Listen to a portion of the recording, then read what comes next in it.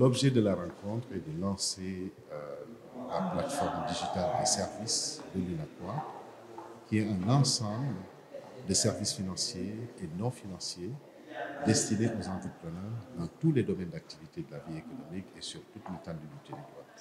Cette plateforme a vu le jour grâce à l'appui de l'USAID, mais est réalisée avec le concours technique des Gaïndé de Ville et naturellement la forte implication de pourvoyeurs des services de très haut niveau, des services financiers comme économiques et des services non financiers comme ME, CDAO, Pulsar, Zeyna.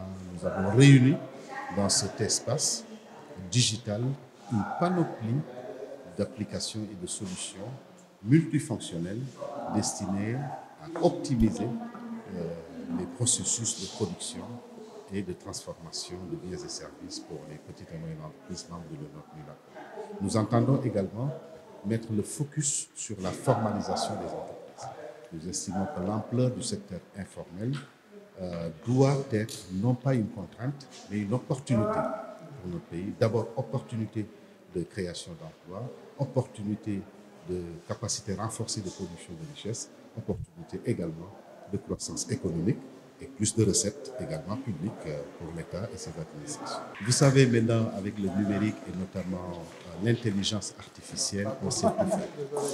Quelle que soit la langue des concernés, que ce soit en Bambara, en Baoulé, en Halpula, Sérère, dans toutes les langues, l'intelligence artificielle peut s'adapter pour aider justement à une meilleure formation, à une meilleure capacitation et à un meilleur accès à des services à valeur ajoutée. Elle est déjà faite. La seule contrainte à la décentralisation de ces services-là, elle est liée à la connectivité, donc la disponibilité de l'Internet sur toute l'étendue du territoire. Mais partout au Sénégal où il y a Internet, il y a dorénavant possibilité d'accéder à des services de nanocrédit, à des services d'inclusion financière, à du crédit bancaire, mais également à d'autres services d'accès au marché, commerce électronique, approvisionnement de matières premières et de plus en plus également développement des besoins logistiques pour ceux qui ont besoin justement de transporter des choses, de garder des choses également.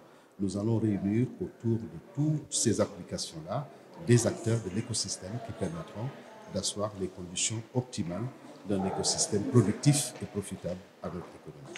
Dans un contexte de crise, il est difficile de parler de conditions optimales et normales. Nous ne sommes évidemment pas dans des conditions à l'échelle du monde et du continent. Donc, ce qui se passe au Sénégal n'est pas une spécificité. Mais soulager les consommateurs, c'est possible. Aider les autorités à réaliser cet objectif de baisse, c'est possible.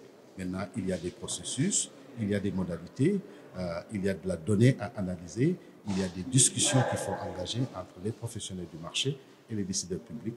Et c'est ce que nous allons faire cet après-midi avec les autorités.